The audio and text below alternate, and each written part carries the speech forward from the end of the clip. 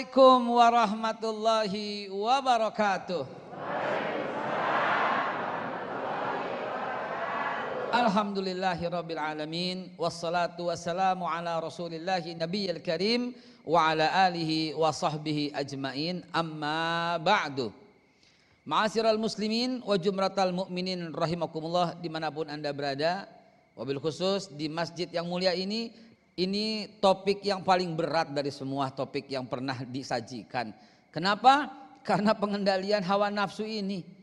Namun mari kita kupas sedikit demi sedikit agar minimal kita tahu dulu kita ini condong yang mana di antara semua nafsu. Dan sebelum daripada itu, alangkah indahnya Allah Subhanahu wa taala menginformasikan lebih dulu hal yang seperti itu. Bahwa jiwa kita ini sebagaimana yang Allah sampaikan, wa nafsi wa masawwaha, dan demi jiwa dan penyempurnaannya. Qad aflaha man zakkaha, Allah memberikan beruntung orang yang mensucikan jiwanya, wa qad khaba man dassaha, dan rugilah orang yang mengotori jiwanya. Artinya ada jiwa-jiwa yang takwa, ada jiwa-jiwa yang fujur, berlawanan daripada takwa. Nah, mari kita kupas sedikit tentang nafsu. Imam Ghazali rahimahullah ta'ala telah membagi beberapa poin. Yang kita ketahui pertama itulah nafsu yang disebut nafsul ammarah. Bawaannya marah melulu. Jarang diibadah. Hidupnya penuh dengan maksiat. Dikit-dikit yang dipikirin gimana caranya makan orang. Ntar kalau yang berikutnya nafsunya beda lagi. Itu nafsul ammarah. Makan orang maksudnya makan hak orang. Begitu. Kalau seandainya yang nafsu yang di bawahnya lagi, ya itu yang disebut nafsu lawamah. Nah, nafsu lawamah ini kadang-kadang orangnya suka ibadah, tapi gampang banget tergelincir. Ibadahnya rajin banget, diajakin korupsi mau. Nah, itu nafsu lawamah itu. Nggak punya benteng. Seolah-olah ibadahnya hanya memenuhi kewajiban atau sekedar menggugur kewajibannya. Ada lagi yang kagak ketara tapi alus banget, disebutnya nafsul mulhamah. Lah ini alus banget. Contohnya gimana contohnya? Contohnya orang yang berkata, saya sih nggak riya, tapi disebut-sebut terus. Artinya riya, betul apa tidak? Disebut-sebut terus nggak berhenti. Saya mau orangnya tawadu saya mau orangnya, tapi disebut-sebut terus. Tapi di depan orang terus, tawadu saya. Siapa paling tawadu jadi orang? Dia nggak tawadu. Nah, itulah tiga nafsu yang buruk yang mesti kita hindarin. Di atas dari itu semua ada nafsu yang mesti kita pegang, yaitu nafsul mutmainnah. Ini jiwa yang tenang, sampai diundang oleh Allah Subhanahu wa taala. Ya ayat Tuhan nafsul mutmainnah, di situ tuh sampai dipanggil oleh Allah Subhanahu wa taala. Nah, berangkat dari berbagai macam nafsu itu. Coba agar kita lebih memahami, saya mau cerita. Ibu, bapak sekalian yang ada di studio, coba kira-kira nafsu apa nih begini ya.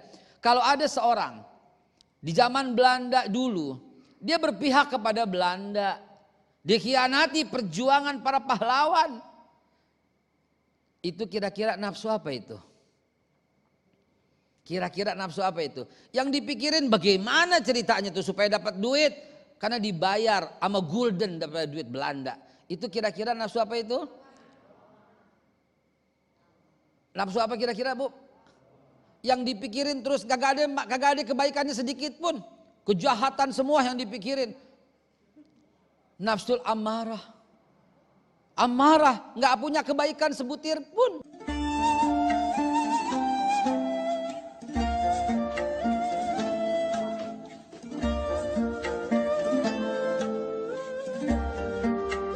Yang dipikirin itu aja terus. Dapat duit buat minum tuak. Akhirnya apaan? Bangsa kita terjajah ratusan tahun gara-gara nafsul amarah. Demi seragam satu setel jadi demang. Demi duit gulden, demi mabok, demi tuak, demi sebagainya, dikhianati perjuangan bangsa. Itu berbahaya sekali. Dan tidak boleh terjadi lagi, karena ke depan kita harus menyongsong Indonesia yang lebih baik. Nafsu yang berikutnya saya mau ambil contoh. Ada seorang yang kadang-kadang baik, kita lihat ke masjid, tapi kadang-kadang juga dia melakukan korupsi yang gila-gilaan. Bagus kadang-kadang pakai baju koko, tapi besoknya kita lihat pakai baju oranye. Kira-kira dia nafsunya bagian mana tuh kira-kira? Lawamah, ada ibadahnya tapi masih demen kemaksiatan. Ya Allah ya Rabbi, dia anggap impas kali. Saudara sekalian, jamaah sekalian, tidak bisa impas. Habis korupsi, bangun masjid, impas dikira. Kagak, enak aja. Habis korupsi, puluhan triliun, waduh lagi tren tuh. Ya korupsinya triliun. Terus kemudian dia bawa, kemudian dia bangun ini, bangun itu, dikira impas kali. Kagak, nggak bakal diterima. Allah Subhanahu wa taala hanya menerima amal dari tempat yang suci, dari harta yang suci semua.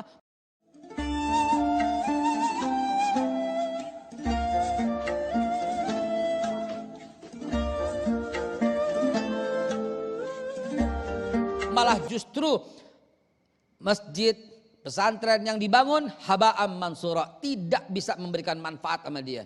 Dia lupa firman Allah, al-yauma la yanfa'ul mal wal banun illa man atallaha biqalbin salim. Kagak bakal ada manfaatnya harta yang kayak begitu. Disangka habis dinyumbang masjid, masuk KPK, jadi penjara, keluar disangka impas kali dosanya. Kagak bisa sama sekali. Semua orang yang kena mesti dia minta maafin. Bayangkan dia mesti minta maaf sama 270 juta rakyat Indonesia. Bagaimana ceritanya tuh? Mesti selama tuh maafin gue ya, ikhlasin gue ya. Tuh orang yang korupsi. Ya. Nah coba ada lagi contoh. Nafsu yang di rumah. Nafsu yang di rumah misalnya apaan? Bawaannya bedoos mulu. Bedoos tau bedoos? Kalau kata orang Betawi bedoos mulu. Berdebat nggak ada habisnya. Ya Pak. Kalau sama misalnya nih, assalamualaikum tuh keluar rumah, baik banget keluar rumah, pakai bajunya keren bagus. Ibu apa kabar? Di rumah sama bini, apaan sih lo? Nah ini nafsu yang mana nih? Nafsu yang mana nih? Nafsu yang nggak beres ini. Ya, sama anak orang lain sopan banget. Apa kabar? Udah bisa, pinter. Sama anak sendiri, apa ini orang? Ini orang, ya Allah, ini nafsunya mulhamah, halus gak ketahuan. Padahal yang dilakukan semuanya adalah riya, ujub, sombong, fitnah dan sebagainya. Dilepas daripada semua itu, kita mesti tingkatin dong menjadi nafsul mutmainnah, yang jiwa yang tenang. Bagaimana yang tenang? Kita lihat, kita dengar, kita rasa. 3 itu diaduk dulu, baru keluar. Kita dengar, kita lihat, kita rasa, diaduk dulu baru keluar. Itulah nafsul mutmainnah. Jangan langsung to the point, jangan langsung jump to conclusion. Waduh, paham gak nih? Jump to conclusion, jangan lompat kepada kesimpulan. Sebelum kita dengerin, kita liatin, kita rasain, baru kita sampaikan. Begitu.